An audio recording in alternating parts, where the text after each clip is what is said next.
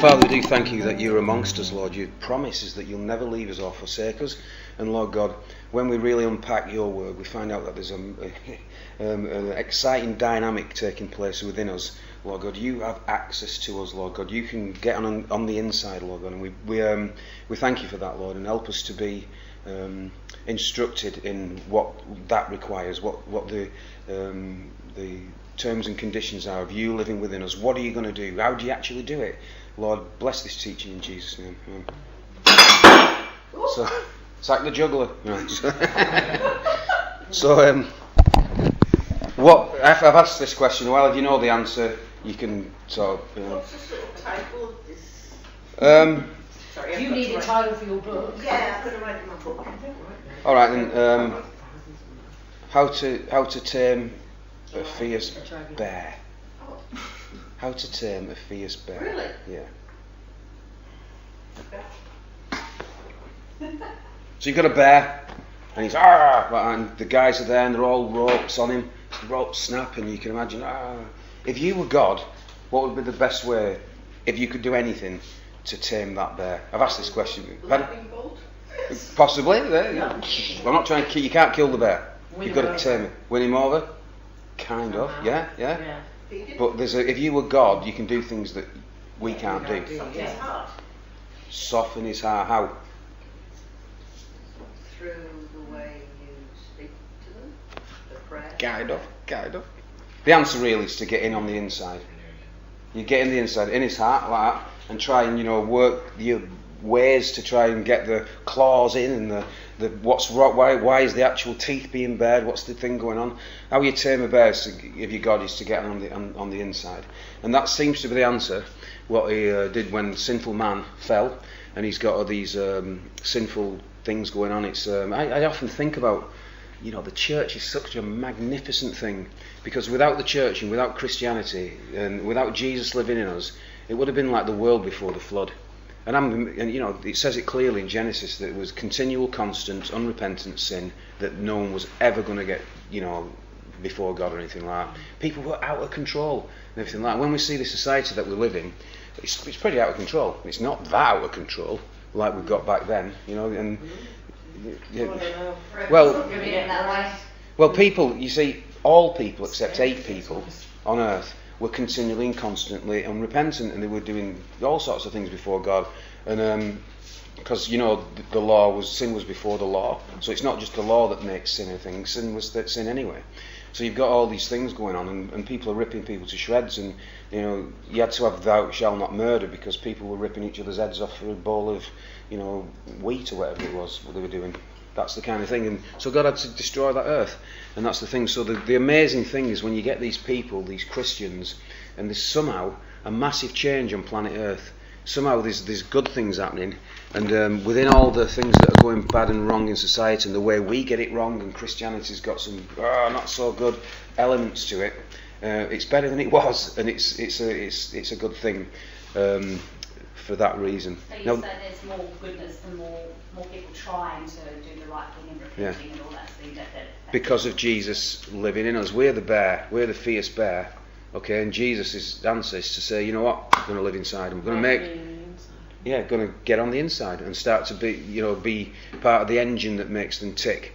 And I was asked a question in an interview this week, something about if God, the ideal would be God changes behaviour and everything like that. What happens if you've got a program where somebody doesn't want to believe, but the behaviour's been required to change? And the answer, I think, in so many words, was really God transforms the heart and changes the heart to such an extent that you don't have to try and misbehave. You behave by instinct, and that's what transformation is, behaviour by instinct. So the Bible really isn't about behaviour modification. It's about transformation. So, but you can put thinking at self-help groups, you can get personal recovery, you can get all kinds of different things that can change behaviour, and it can speak into it, and it can be successful. But what it doesn't do is change the heart to make the person into a different person, and to be able to walk it out in society and then be different when the time of being watched. That's what you are when you're a witness. You're being watched. People are watching your life. They're observant. And when you're asked, you talk about Jesus because your life's different.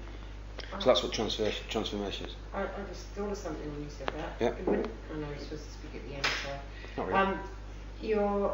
With God, when He's I'm just thinking aloud. He transforms you. The difference is that He tells you what needs to change, whereas when you do it yourself through books or programs or whatever, you make the decision of what behaviour it is that you're targeting. Yeah. Do you know what I mean? Yeah. Whereas with God, He tells you what needs to go and what needs to change on a totally different level and expectation, I think, standard as well. He's probably gentler on you than you are on yourself. Yeah. Seeing you right Yeah. there. Yeah. But an alcoholic will stop drinking, whereas God will, heal the heart so that it's Doesn't want to. You want to not to, drink. yeah. You want to give it up. So. Yeah.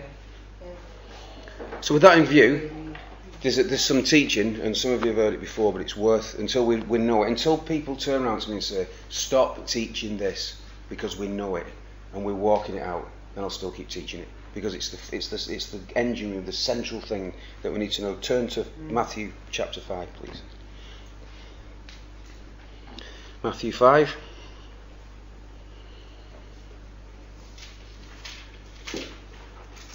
Verse 1. Now when he saw the crowds, he went up on a mountainside and sat down. Now, right away, it's a bit different from today, isn't it? He went up on a mountainside and sat down. Right, now you're thinking, hold on a minute, he found a platform and he stood in front of put his collar up like and went, people of Israel. No, he didn't do that. He wasn't doing that. The crowds were there and the crowds were following Jesus, and he sat down, he didn't stand up, and his disciples came to him and he began to teach them. Okay? Why do you think he began to teach them? And not just stood up and went, right, got a bit of a teaching going, thanks 10,000 people, you all turned up, now I'm going to, we'll really wow you with some teaching.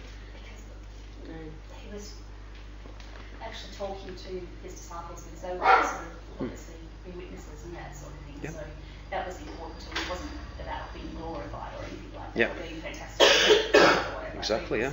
He gave information and stuff that he needed to get across to them. And disciples are predisposed already Yeah, towards yeah, listening to the truth. words of Jesus and hearing what he's saying and listening. They would get it. Yeah, and they've already proved it because they've been through, they're following him and stuff, and they want to do it. There's a want to already there to follow Jesus. Now, one of the things where we get it really going with Jesus is when we don't just want to. I want to be a good Christian, but I want to even more. I want my passion and desire for Jesus to be elevated. Now, I can't read the Bible more to make that happen. I can probably worship a bit and really get that. Would probably open a space for me to be in that. I could drop my burdens and I could go to Jesus and keep a quick account of forgiveness and all that kind of thing, repentance, and forgiveness and all that kind of thing. Keeping short accounts, worshipping God regularly, developing a life which is really focusing on Jesus, abandonment, yielding, submission, is all these things.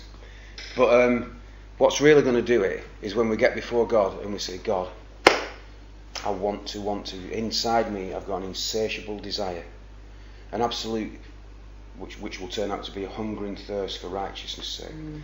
Inside me, that wants to really, I'm just tired of this being mediocre. I'm tired of this being black and white. I'm tired of this being, also ran. You ever heard that phrase? It's like average. I'm tired of this being mediocre. I said mediocre. I'm tired of it. I'm sick, tired and fed up of being named and identified as a child of God. But when I'm walking this out in my week, it's actually quite dull and frustrating. I'm actually scratching around for, give me some. I need to connect with you, Lord. I need to connect with your throne. I need to sense your presence in the day. I need to be filled with the Holy Spirit. I want my thoughts and my life and every inkling of my being to be, you. I want that. What's this stream of living water you talk about? The only stream what comes out of me is sweat on a hot day. I want it to be spiritual streams of living water that's flowing out from me.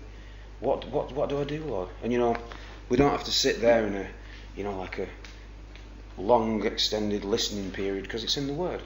It tells us what it is, but we need to unpack it to find out what that is. And what we'll find is verse 6. Blessed are those who hunger and thirst for righteousness. Well, when you hunger and thirst for something, properly hunger and thirst, you're not a bit peckish. You're desperate, and you just kind of have you ever really been thirsty? Yeah, and then when you have a glass of water, you're like going, and you're like, you almost kind of can't get enough of it. It's so good to just get that water in you, and thirst, hunger when you want to eat something and you've been hungry for ages, your belly's going. For a few reasons this week, I didn't eat in the morning. I just didn't want to for some reason. I just had a few things on my mind, and my belly's going in the prayer thing. And it's like, but then at one point I just ate something. It was really nice. We had some good dinners this week, so some of our grown-up children cooked. It was really nice. Wow. And I had to bless myself with a steak last night, so there you go. Hungering and thirsting, but and when you quench that, it's really nice. It's blessed are those who hunger and thirst, because they will be filled. Right, so there's a promise right there. The hunger and thirsting has got a second part to it. You will be filled. God, Jesus wants. These are the words of Jesus. That you will be filled. Now, how do you get to that place of hunger and thirst? How do you get that desire, that really want to? God, if I had a wall there, and I know that smashing through that wall, and you'd be on the other side of it, and I'd have, your, presence and more of your love and all that kind of stuff in my life, then I'd run straight through the wall straight. But I know that's not the answer. Striving is not the answer. This is the answer, straight from the words of Jesus. Now, this is the greatest discourse ever spoken by anybody. If the world looked at this and said, this is what we're going to do from now on, it's the end of strife, it's the end of suffering, it's the end of all the things. But we know that's not going to happen. So, he began to teach them, verse 2, saying, we're going to get three things that come up now, which lead us to blessed are those who hunger and thirst for righteousness. Blessed are the poor in spirit, for theirs is the kingdom of heaven. Blessed are the poor in spirit. Now, I know there's a couple of people in this room who've heard me teach on this before and probably have it on the phones or anything like that. But spiritual poverty is like real poverty, right? I haven't got a lot of money. I'm getting by. I'm a Westerner. I'm I've got a bit hanging around. I can probably go on holiday if I want sometime. But real poverty is when you haven't got anything in the bank, and I've been in them positions in my life. You've got nothing. In fact, you're probably owing other people money, and you're there, and you look in your pockets, and you've got nothing. And then you look across the street there, in the streets of London, and these guys walking through, probably politicians, and they're multimillionaires. You know what I mean? Sorry, political statement there. And they're walking through like that, and you're like, compared with them, you've got poverty compared to their, abundance. So it's a very simple illustration. It works the same spiritually. But here's the thing. We look at God. Blessed are those who are poor in spirit. You're blessed when you've got poverty before God. When you recognise your spiritual poverty before the Lord, that's where the blessing is. Because what you're doing in actual fact is saying on every account, I can't go to myself for this. I can't, I've got nothing. I've got no strength in and of myself. I've got no faith in and of myself. I've got nothing. Everything that comes to me is from you. Now, some of the time when some of this gets confused is when we go to our own resources. Just turn to Psalm 77 briefly. Psalm 70. Keep your finger in Matthew 5. We're not going far from there. Psalm 77, yeah.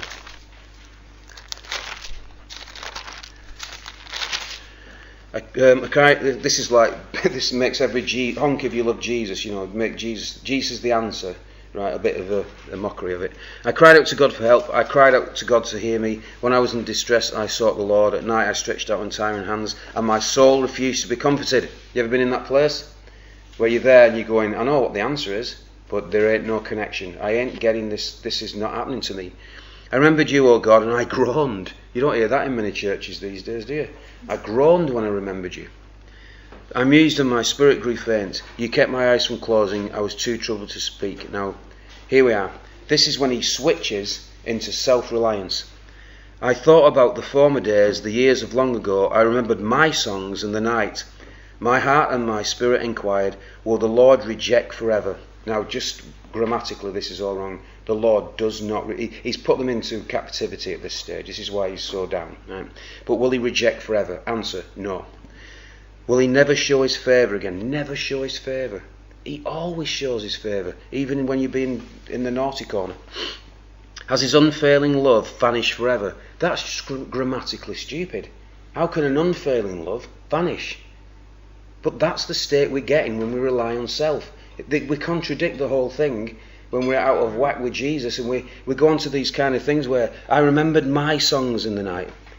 You know? Has his unfailing love vanished forever? Has his promise failed for all time? Has God forgotten to be merciful? He doesn't remember to be merciful. It's just in his nature that he is. He doesn't make a conscious decision, I think I'll be merciful today. But he's merciful by the fact of his nature. As he in anger withheld his compassion. Then I thought, to this I will appeal. The years of the right hand of the Most High. I will remember the deeds of the Lord. Yes, I will remember your miracles of long ago. I will meditate on all your works and consider all your mighty deeds. That is spiritual poverty. Because who's doing the work? Who's the one, the reliance on? God. The reliance is on God. So spiritual poverty is not... There's so many things around where it's all like, you're a warrior. You can do it. Rise up. And I'm like, that's not what it means. It means you're in God. It's a complete opposite thing to this world. You're not a high-flying businessman in God. You're actually on your face before him, heart bowed low. You can't scrape your face around all day at work, but you can bow your heart before God constantly and have a humble attitude where you just go, God, keep me from relying on self. Keep me from going to my resources. Keep me from going to all the things that make me look at me for the answer. Keep me from going to all the things where I'm going, oh, you know, Gary, you can do this. And some things you have to do your job, you have to be about. I'm not talking about that. I'm talking about the core needs that we have, the reliances that we have. We are spiritually poor. Stop acting. We have to stop acting like we have got resource. Because compared to God, we haven't got resource. Well, I can play a guitar. I can do this, I can do that, I can do whatever. Well, yeah, that's true. But ultimately, all our reliance must be upon him. And the recognition of our spiritual poverty, and that's the case, is the first, that gets God's attention. You know? And it's when we're running around trying to, fix everything or relying on ourselves like the psalmist did. That's when it goes wrong. It's even grammatically wrong. How could his unfailing love vanish forever? Unfailing? That's the answer's in what you've just put. It's unfailing. But you've got yourself in a place where you're trying to fix everything, so you're now seeing it wrong. And you're not seeing the flowing waters that is the glory of God in your life. So the first thing would be towards this this want to attitude, a heightening of hunger and thirst for righteousness' sake, is blessed are those who are poor in spirit, and then those who are poor in spirit, for theirs is the kingdom of heaven. Now we need to pause on the kingdom of heaven. I didn't do it last week, but I could. Was it the Transfiguration last week? Or was that a week before? Anyway, they mentioned the kingdom of heaven there because it was in Matthew, and only Matthew does it. He mentions the kingdom of heaven 33 times, and nobody else does. And everyone thinks it's just the same as the kingdom of God, but it's not. In the Greek, the kingdom of heaven is a genitive of source, where the kingdom of God is a genitive of apposition. Now that's very complicated, and it's not very easy to understand if you don't know about Greek or grammar. But what happens is, a genitive of source can read like this, and does read like this. Is that the heaven one, the genitive? Genitive of source, yeah? Is genitive of source the heaven? The kingdom of heaven. For theirs is the kingdom that is coming out from heaven. Coming out from heaven. That's why it's read. Theirs is the kingdom that's coming out from heaven. Of and from in German can be the same thing, okay? And that's just an hangover from this. So what it's saying there, blessed are the poor in spirit, for theirs is the kingdom that's coming out from heaven. This is a harking from your spiritual poverty, which is a requirement in this realm, which has unique significance in the coming kingdom of Jesus Christ. Your attitude now is spiritual poverty, because when you're there and you're ruling and reigning with God, whatever he's got you doing in there, you've got no choice but for him to be your source and to be your king, and for him to be, everything's going to come from him. You'll be united with him because you'll be his bride, right? And everything will come from everything. So this is a rehearsal, and it always is in the dispensation before the next one. It's always a rehearsal for what's coming next. Okay? So blessed are the poor in spirit, for theirs is the kingdom of heaven. That's the kind of thing what's happening. We've got to be poor in spirit. And because we will not own anything on that earth. The earth is the Lord's and everything in it will always be true. You know, we are simply his bride. Heirs because of it, but blessed are the poor in spirit. So our approach to God, and I think this is what our approach is when we get saved, is we recognise that God is the Almighty. And actually, my squeaky little existence, you know, that's not a derogative statement, towards him it is squeaky, you know, God, I'm so angry at you. You know, that's what it sounds like. And God's like, well, I can speak this world and this universe into existence, and you complain if there's like, you know, a little aberration in your week, you know, it could fall to pieces. So I'm the strong one, I'm afraid. And I just he longs for us to just go, you know, I'm just dropping everything, Lord. I want to just be about you, and I want to recognise you as my source, recognise you as my bank manager, recognise you as my father, recognise you as my best friend, recognise you as my teacher, my Lord, my King, and everything in between, you know.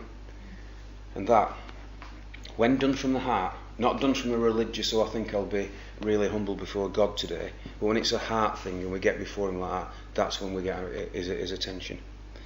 Now that spiritual poverty, I can't but you can, is really important towards getting to that blessed are those who hunger and thirst for righteousness. Because the next one, when you recognise your spiritual poverty and the richness of God, it has a knock-on effect, and it makes us recognise sin and the broken things of this world, because the holy and righteous and perfect God is not sinful, unrighteous, wicked and dark. But this world is what we live in. And actually, I am. There's parts of me that are all wicked and dark, okay? And that, so you. No one's getting out of this. The cross is still, you know, shadowing over our generation. So no one gets away with it. Blessed are those who mourn. And that's blessed are those who mourn for sin. Okay? So blessed are those who mourn, and the overriding thing there is for sin. And the reason is because the mourning, it's a healthy mourning, because what happens is we recognise our poverty, and that transforms. And what we look at the world around us and go, look what we've done. There's a song that I listen to. It says, "You gave paradise, but we gave back a parking lot." We make it into man's creation. We make everything that God's given us into things. Yeah. And Jesus said in Mark 7, I think, that it's not what goes in a man that makes him unclean; it's what comes out. So in other words, really good things can come to us, even Christian things, even wholesome things, and when in our heart we go, yeah, but I'm going to forge this into my kind of thing, and then what comes out is the ensuing kind of behaviour or result. There's that phrase in the Bible that says, from my mouth, or from the mouth you say. From the abundance of the heart the mouth speaks. Yeah, so that's true, and that's a warning for all of us. Yeah. Blessed are those who mourn, for they will be comforted. So mourning for sin, personal sin. You know, when you get before, and this leads to repentance, because what we do is we go, I'm broken, I'm undone. God, I can't go another step without your forgiveness and your approval on the Son, you know, your encouragement. And I just want to get before you. And that act of recognition of his almightiness, and going before him, heart bowed low, and saying, God, I need your touch, I need repentance, puts a smile on his face. Because guess what? It's doing what Adam didn't do. It's doing what Adam didn't do. He walked straight into sin. Right? But when we sin because of the atonement, we go back to God, and that's the thing. It's been component in the atonement and in the redemption through Jesus that we can immediately go back to God when we've sinned. You know? And that doesn't mean be like the Catholics and just go, because I can go back to God, I will sin. And you can slip into that. You can slip into that, oh, God's really gracious, he's all full of good. He is. But grace can be abused. Yeah, absolutely. You can just go ahead and say, oh, I think I'll watch what I want, do what I want, you know, have excessive capacities of what I, you know, yeah, because I'll just go to God and he'll forgive me. And guess what? He will. But if you love Jesus, this is the problem.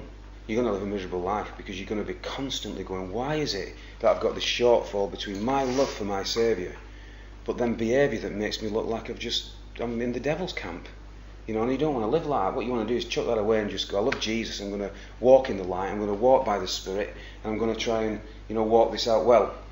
And then you that's the difference between life and death, what it says in Romans. You can walk in death because you're like that all the time going, oh, you know, because sin's got the better of you, and it's, you know, you have a rubbish week or day or season of sin. But you can keep short accounts for that, and God will, as we're always saying here, empties the bin, but He cleans the bin as well. If you confess your sins, He's righteous and just. Faithful and just. Go on then. I can't remember now. If you confess all sins, He's faithful and just to forgive you your sins and cleanse you from all unrighteousness. Forgiveness of your sins empties the bin and cleanse you from all righteousness. Cleanse the bin out. So that's great. So mourning for sin. You've got spiritual poverty. You're recognising he can but you can't. And in that I can't, it's component that you realise and recognise that you are a lawbreaker. You do go against God's thing. And even, probably before you even have breakfast in the morning, there's like things you need to talk to God about. I don't know. And that's the thing. But it is, it's there in the salvation. We can do that. But we have to get to a place where this determination, blessed are those who hunger and thirst for righteousness. All right, that time's gone a little bit quick. The next one, these three, and we'll deal with these three. This all he can but I can't is a big deal, because it all wraps up in this. Blessed are the meek, for they will inherit the earth. Oh, sorry, I forgot this one. For they will be comforted. Blessed are those who mourn for sin, for they will be comforted. And I usually teach it like this, that those who mourn for sin, they will have a big stick coming after them, because God's going to beat you to pieces until you stop. No, you'll be comforted. And that's the Paraclete. That's the Holy Spirit that comes alongside.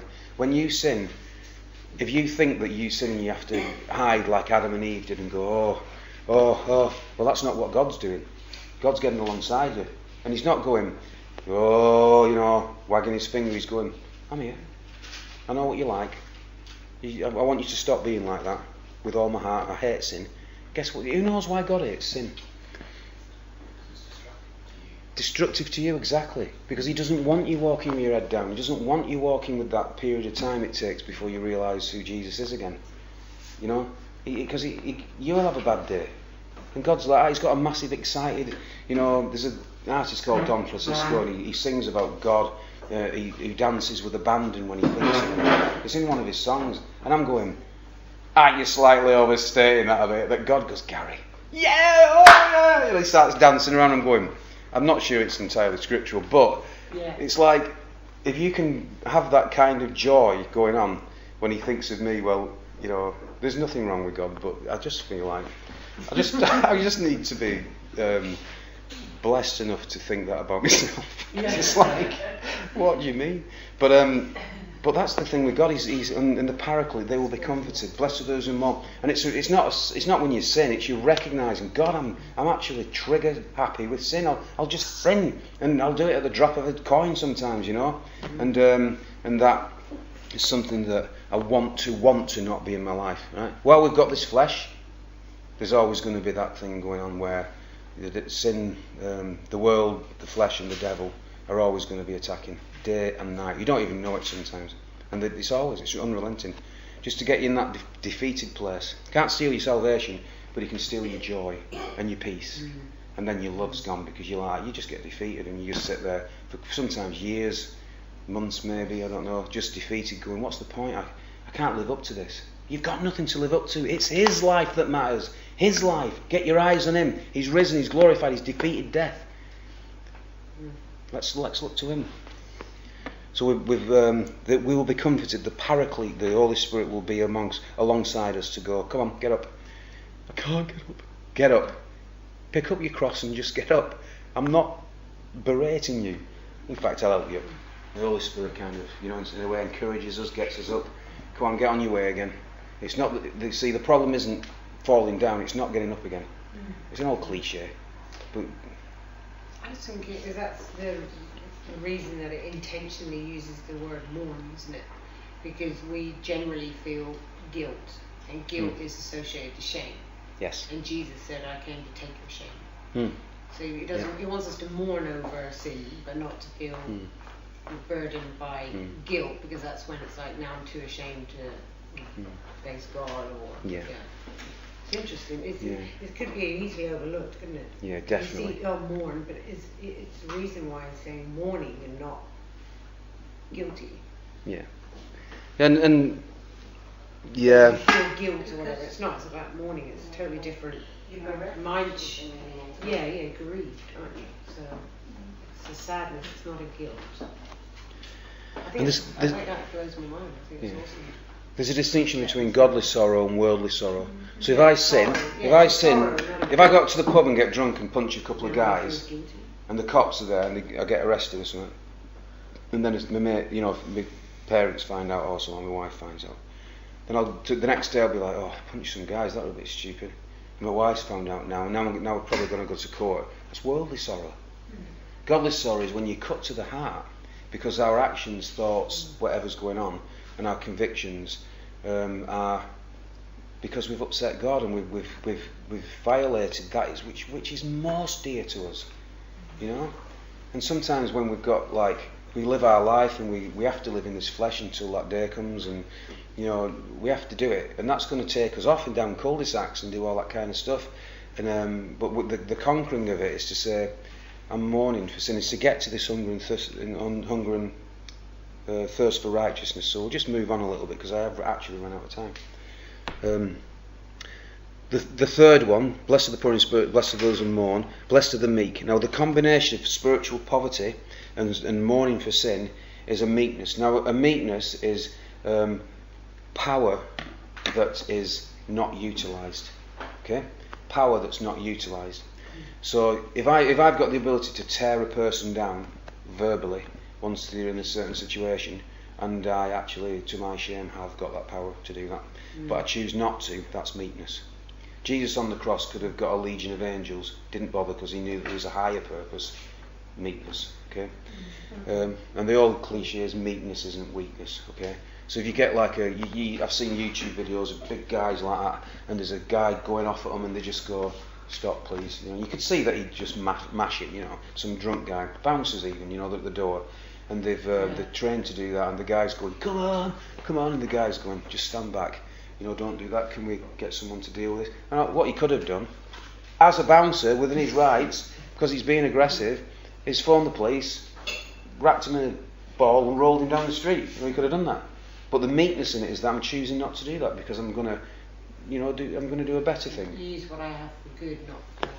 Yeah, exactly. Use what I have for good. I've got that control, Yeah. So meekness there. I mean, Moses said Moses was really meek. He was in charge, and the sons of the Korah rebellion came before them, and there's a time when everyone rebelled against Moses' leadership. Not everyone, just a small group. And the general thing was, who made you? Who died and made you, God? What did Moses do? Did he argue with him? No, he got on his face, fell right on his face before God. Oh God, what's this? And that's meekness, because he could have gone, just lock them up for half an hour. We didn't have prisons, but just take them over that hill and slap them around a bit, and then bring them back, see what they say. That's kind of like that's the utilisation of strength model. But Moses was like, oh God, is this true? What did you call me? Because when you get called by God to something, you don't get a T-shirt, you don't get like a postcard. You've got to believe all the time by faith that it's true. And sometimes you go through times when it's just so difficult to believe that it's true. And all the evidence says it's not true. Yeah. And then you can go, and I'm not talking about five minutes, I'm talking about months and months, and sometimes years where you're going, I don't know, I've got up here sometimes and go, I don't even know whether I should be doing this. I hope you get blessed, because I haven't a clue. And I'm not altogether sure tonight. But I keep doing it and you keep turning up. And hopefully. But also, but the report that comes back, astonishingly, is that people feel as if they're getting fed, and there's minds are getting transformed and chains are breaking and all that. So let's carry on doing it.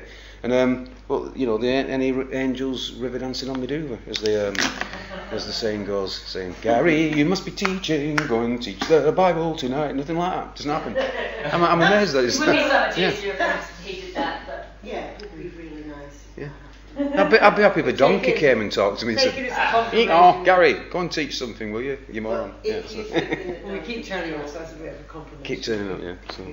There might be a time when it's just me, but then that makes me a burglar, because it's about your house. Alright, poor in spirit, blessed are who mourn. We'll be over in a minute. Blessed are the meek, for they will inherit the earth. They will inherit the earth. This, for they will, is all about the coming kingdom. He's setting them up. It's all about the coming kingdom. Blessed are those, for there's the kingdom of heaven. Blessed is those, the kingdom that's coming from heaven. Blessed are those, they will be comforted. The Holy Spirit will be with them, the Paraclete. Blessed are those who are meek, for they will inherit the earth. So those three types of things sets us up for the next one. Mine says blessed are those who are gentle. Yeah, I think that's nice, gentle. Because it's a bit different to Yeah, it's like an outworking of it. You see, what we're going to find with this, and I'm not going to go on it this week, but I might touch on it next week, is that let's just carry on a second, because it's. So all these three things seem to have a pivotal point on blessed are those who hunger and thirst for righteousness. So it's producing this hunger and thirst for righteousness, spiritual poverty, recognition of my shortfall and the shortfall in the world, and then the meekness. I can't, but he can. It's all about him. Him, him, him. He's trying to get us to get out of ourselves and say, look, only God can do this. Only God can accomplish this. Only God can do the ... XYZ blank. What you have got going on in your life. Only God can do it. Only Jesus, actually. So blessed are those who hunger and thirst for righteousness. Now what happens next is the inward things that are going on, the attitudes that's being engendered by our being filled with the Spirit, that we get on the back of, because you can't do any of this without being Spirit filled, just saying, right? You can't have spiritual poverty. But what God wants you to do is walk into that poverty that the Holy Spirit will bring it into your life, will sort of underline it with a highlighter, in a sense. When you go, you know what, I'm broke before God, I've got nothing. I've got nothing, I can't do anything, blessed are those who mourn, to please him, because I'm a sinner. And blessed are the meek, I've got any strength that I've got is useless when there's an almighty God. So there's power, and there's I used to have 3 P's, but I can't remember what they are. Poverty, and there's power and something else. But blessed are those who, it pivots on here, blessed are those who hunger and thirst for righteousness. It's going to happen. You can have the hunger and thirst rise up again, and you can have it going, but it depends on these things. So what I'd do is get before God, and I'd say, God, I just want, if you don't, and just be honest, and just say, I can't even muster up the want to, never mind the want to, and that's a different conversation. You know, what's going on? Where's Jesus? And as a family, we've talked about, you know, what if certain things happen, like our kids come back and they've done something, or, you know, like, and taken drugs, or had excessive alcohol, and, you know, the very, you know, the plethora of things that could walk through the door and tell you about, you know. And my first question wouldn't be, oh no, that'd be, where's Jesus? What happened? Why are you not on this constant and continual want to be in God's presence, want to please him with my walk? Where is it? Where did it go? Why are we taking the drugs? They haven't done any of these things, by the way, to my knowledge, right? But I ain't seen babies and stuff. I've not seen anything going on. But so yeah, where's Jesus? Where is he? And if you don't want, and this is good for you guys to listen to as well. If you can put your phone down, right? So listen. Better not mic it on the phone. No, it wasn't. So I'm trying to stop you being in trouble here. So it's not all to one. But the thing is that you can live a better life as a Christian if you take your want to. I want to be a Christian, or else you wouldn't be here, would you? You'd be rebellion and stuff. I want to follow Jesus, but there's an extra stage of I want to hunger and thirst for God. I want it to be real, tangible, and in the room and present and 24/7. I want it to be Jesus, Jesus, Jesus. Now that's not being fanatical and going, oh Jesus, what cereal shall I have? Weetabix or cornflakes? You know, it's not. And God might go, Weetabix! And he might do that to you. He doesn't do it to me. It's just that the very fact that I went to Woolworths, the very fact that I went to Woolworths and bought them is the fact that they're in the cupboard. That's just simple as that, right? So you can have what you want in that case. But more things in life, as you get old and stuff like that, you'll be having all sorts of pressures, all sorts of things coming in your life. People keep telling you this, but we've been there, right? And and I have failed at this. Until I didn't become a Christian until I was 22. And there's a lot of things that I did which I regret, and still have neural pathways in my mind right? They've built highways in my mind of thinking.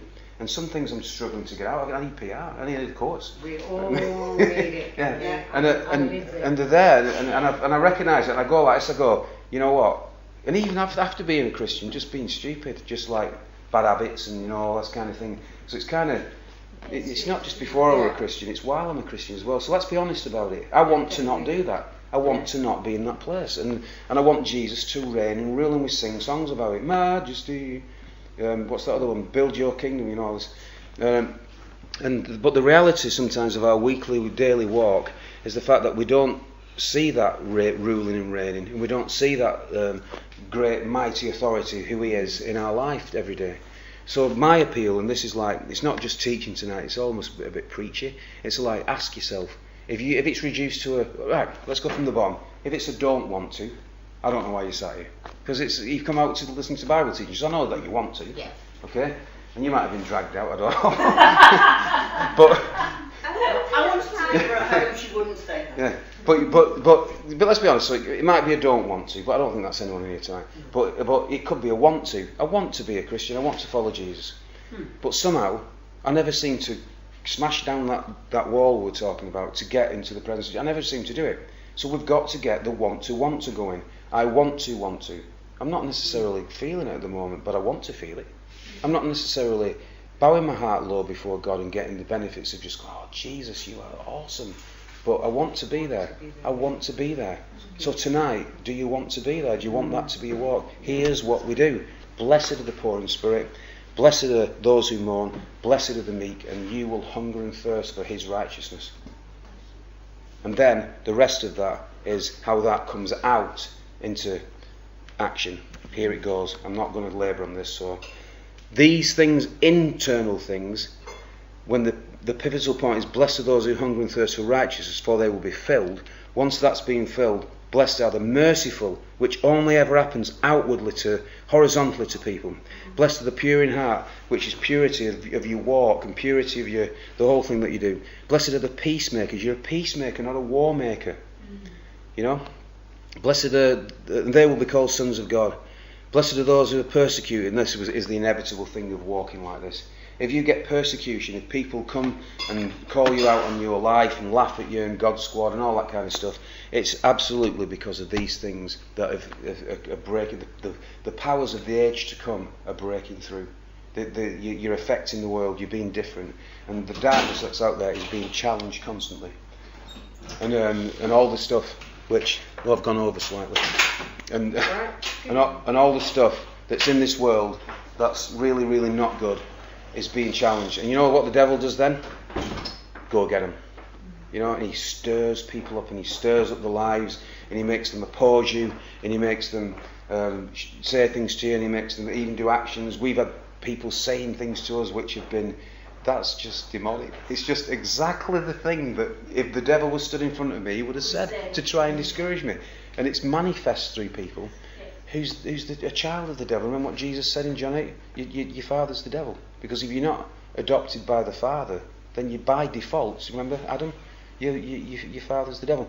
So all these things that come out at the end of the year, I might talk about them a little bit next week, because they are worth, they will be shown mercy. They will see God, and they will be called sons of God. And then it wraps it all up again. Blessed are those who are persecuted because of righteousness, for theirs is the kingdom of heaven. There it is again, right at the beginning, right at the end. So this whole cycle here, inward attitudes that we can, the vehicles of the Holy Spirit that we can get on board with, that translate into hunger and thirst. And when we've got that hunger and thirst, and it's constantly there, and we're pursuing Jesus, and we're going, Jesus, that's all I want. I don't want anything else. I want it to be about you, all your power, all your resource, everything to do with you, translating into me. Then what pours out is mercy, purity, peace, and that's what a dark world needs. And if everyone did this, you wouldn't need the United Nations. You wouldn't need, guns and things like that. So remember what it's talking about, the coming kingdom, where there'll be no United Nations, no need for it, because Jesus has united all the nations. You don't need any of those things. So this is powers of the age to come that are breaking through. And guess what? Jesus lives in you, and these things that He's bringing about in your life, this makes sense of it all. The suffering, persecution, the inward turmoil. He's trying to change you. The guilt, and well, not so much guilt, but mourn for sin. It's just like, so it's all there. Let's pray. I didn't do that. Yeah. Father, we thank you because your law, the thing that Israel had over them, was prescriptive laws that they had to behave differently to obey. They were prescriptive laws that they had to change their behaviour to travel with, to get on board with, Lord God. And that really wasn't your ultimate plan. But Lord, you brought Jesus, Lord, and Jesus died for our sins and sent the Holy Spirit. And now the Godhead lives in us, Lord God, and we are filled with your Spirit, Lord God. We can be filled with your Spirit, and all these things are now on the inside. How do we tame a bear? Get on the inside. Change it. Change its nature. Transform its heart. Make it think differently and do things, and genuinely become a new creation in you. Help this to be true of us. We need taming, Lord. We need to get back on track. Give us the want to pursue you. Give us the want to know your Spirit and your glory, Jesus, in everything that we do. In your name. Amen. You got an extra